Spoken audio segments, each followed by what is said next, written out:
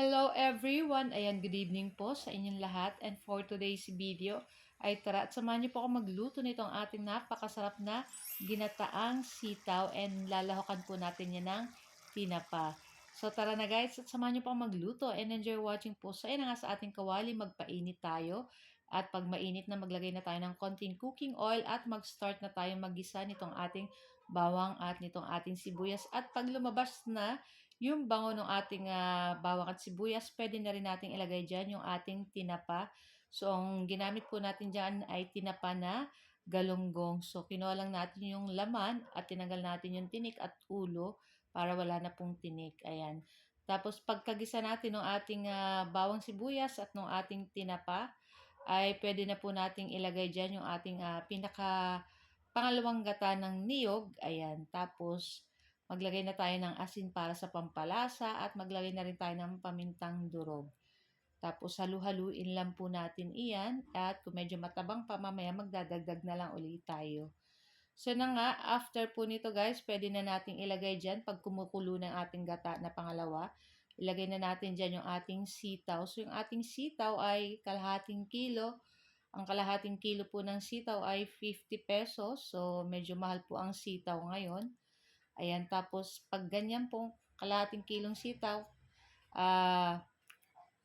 medyo dapat madami-dami ng gata kung gusto nyo po ay masarap. So, ayan na nga at nilagay na rin natin dyan yung ating pinakaunang gata ng niyog at hintayin lang po nating maluto dyan yung ating sitaw. Siyempre, gusto po natin ay hindi masyadong lutong-luto yung sitaw. Ayan. So, mga half cook lang pero masarap po yung nagmamantika yung gata nito. So na nga at maglagay pa tayo ng konting asin kasi medyo matabang tinikman ko guys. So pwede naman po kahit anong ilagay nyo na pampalasa. So sa akin asin lang yung nilagay natin dyan at pamintang durog. Kasi yung tinapa naman po ay may alat na rin po yun at malasa po yun sa mga katulad ng ganitong ginataan. Ayan. So hintayin lang po natin nga yung maluto and ayan. Napakasarap nito guys and syempre masarap lalo ang mga sitaw, hindi lang adobo ang masarap kundi ganito rin mga ginataan, masarap po yan. So yun nga, hinalu-halo lang natin at medyo i-reduce lang natin yung sabaw ng gata nito and then okay na rin to guys.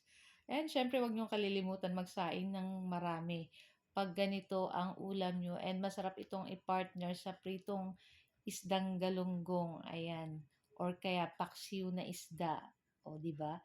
So yan guys, ito lang po ang ating video today at sana po ay nag-enjoy kayo. At kung bago pa lang po kayo sa aming page, huwag niyo po sanang kalimutan mag-like at mag-follow para palagi po kayong updated sa aming mga bagong video na i-upload. At ayan guys, so huwag niyo rin po sanang kalimutan mag-like, comment at pa-share na rin itong ating video. So guys, thank you for watching and see our next video again. Ciao! Bye!